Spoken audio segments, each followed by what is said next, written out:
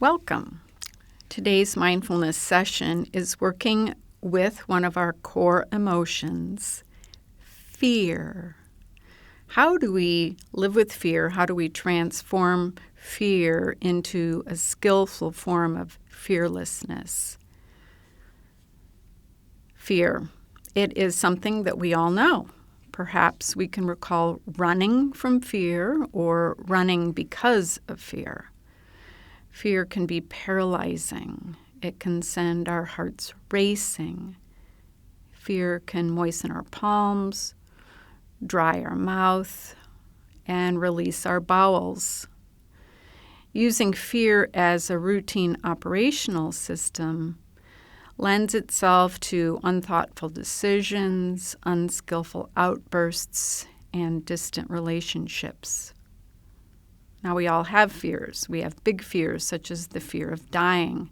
We have small fears, like the fear, is that going to hurt? But fear left unchecked, unnoticed, unnamed, unexperienced, fear can become toxic.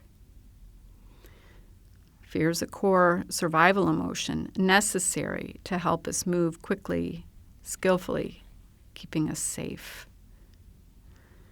And how do we navigate and master fear, turning it from fear, unskillful, to fearlessness, skillful? Meditation teacher Jack Kornfield gives us a clue. He says, to live in love rather than in fear, the first step, I'm sorry to say, is to love your fear. There's a way in which you actually have to bow to the fear and say, I know you. You too are part of this humanity. So we have to embrace our fear. We actually have to step into it, embody it, allow it the space and the presence it's asking for. Fearlessness does not arise in the midst of busyness. Busyness is often a distraction to keep us away from things like fear and other challenging emotions.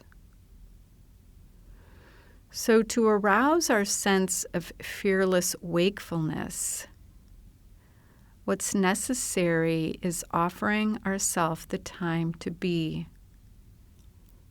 Just to be. This idea of being instead of doing is an actual form of generosity. It's learning to become an authentic friend to ourselves. To be fearless, we have to have the courage to look deeply within ourselves, to know who we truly are and what is happening within us. And that is not for the faint of heart.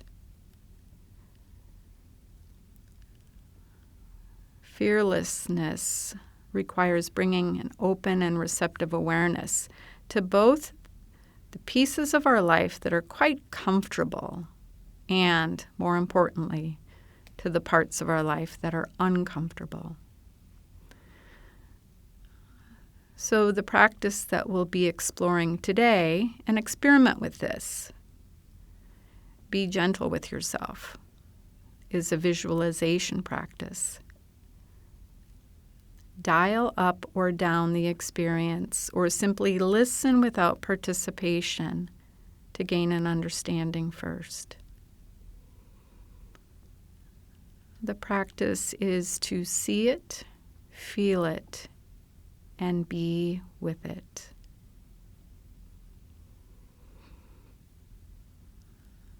So I invite you to come into a comfortable posture. It could be seated. It could be lying down. Closing the eyes completely or partially, and setting an intention to be kind to yourself. As we explore our fears, we want to do so in small doses It's a 2 or 3 pound weight. It's not a 50-pound weight. This practice will begin and end with the sound of a bell.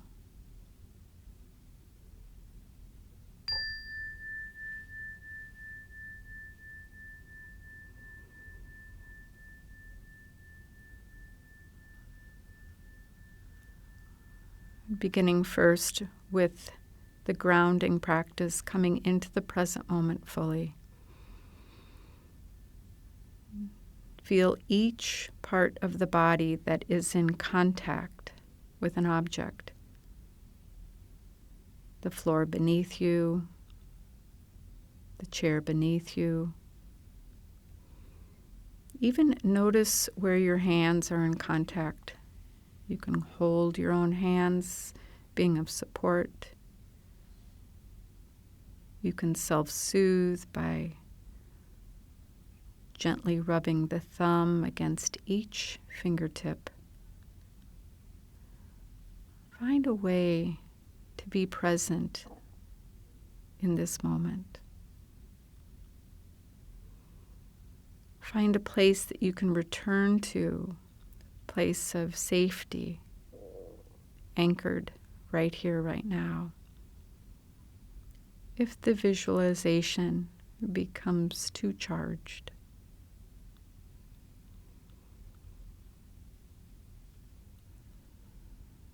bringing awareness to the body breathing, inhaling completely, and exhaling fully, perhaps even sighing on the out-breath.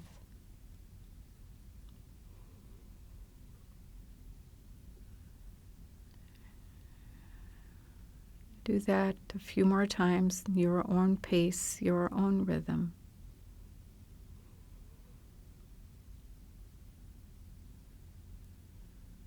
Bringing the nervous system into a place of calm.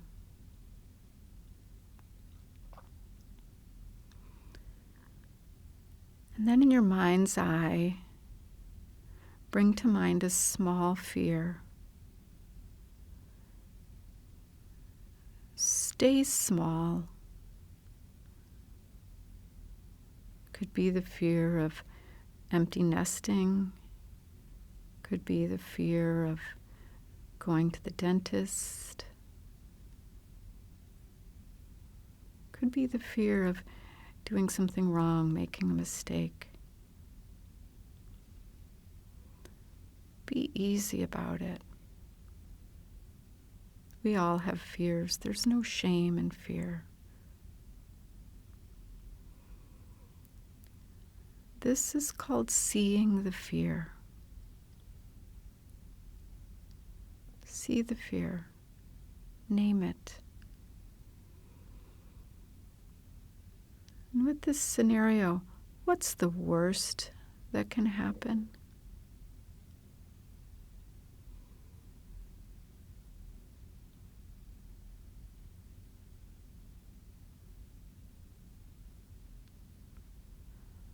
And you might notice that the mind goes into elaborate storytelling.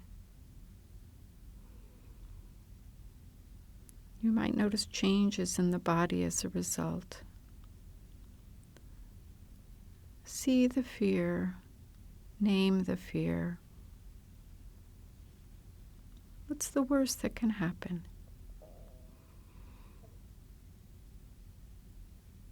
And then ask, is there anything I can do to change the situation?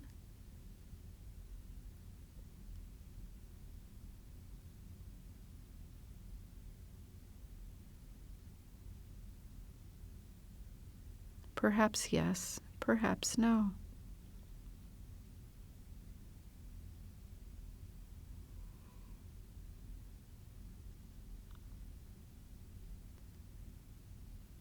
Now look closely at what you're afraid of.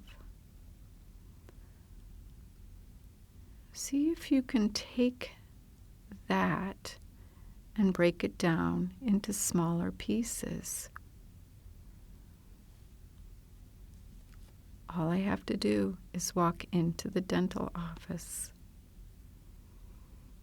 All I have to do is sit in the chair. I can do that. All I have to do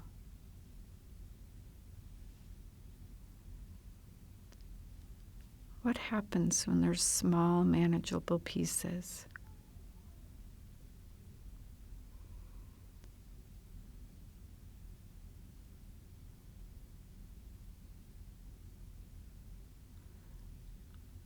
And then notice if this fear is tied up in the past, in memories, or if this fear is projecting a future that's not here.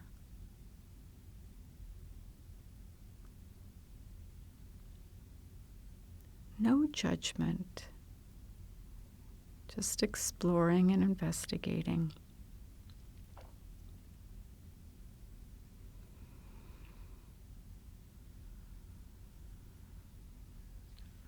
And then letting that exploration go for a moment, bringing the small fear back to mind, and then sit with it. How does it feel? When fear is present, where is it in the body?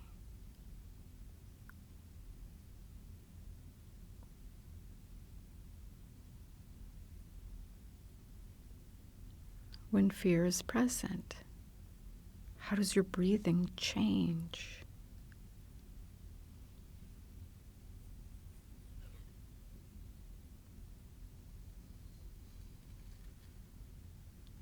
When fear is present, what other body sensations can you notice?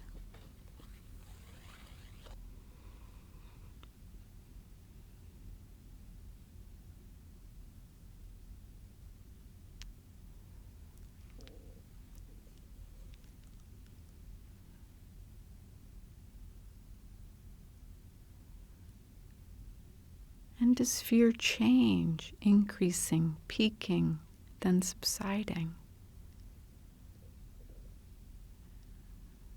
You see that fear is not solid.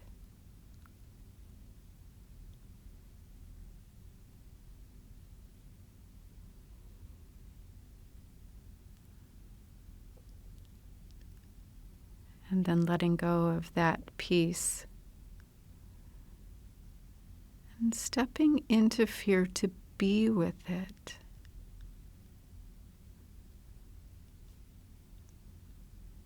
Be with the fear. This experience is part of the present moment. It's part of the capacity of being human.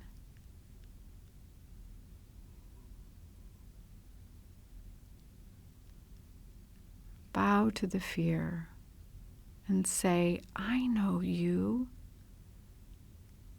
You too are part of me. You too are part of this fully expressed, lived human experience.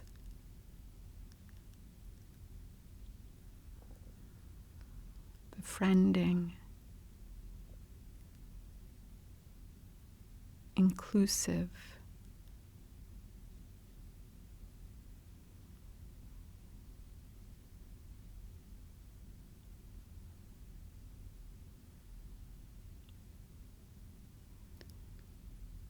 and the letting the practice go completely,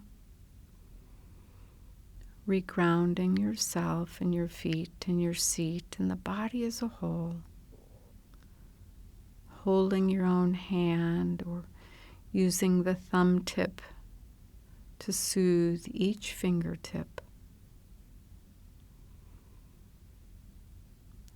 Breathing in completely, exhaling fully. Fearlessness is not about resisting fear nor is it about being fearful of fear. Rather, fearlessness is going beyond fear. It is truly feeling fear fully, completely uncovering its bare and inherent wisdom, and moving through it, moving with it, with courageous action. Fearlessness grows out of meeting our fear, smiling at fear. When we do this, we see that beneath the veneer of fear, there's a soft, quivering human heart expressing our inherent basic goodness.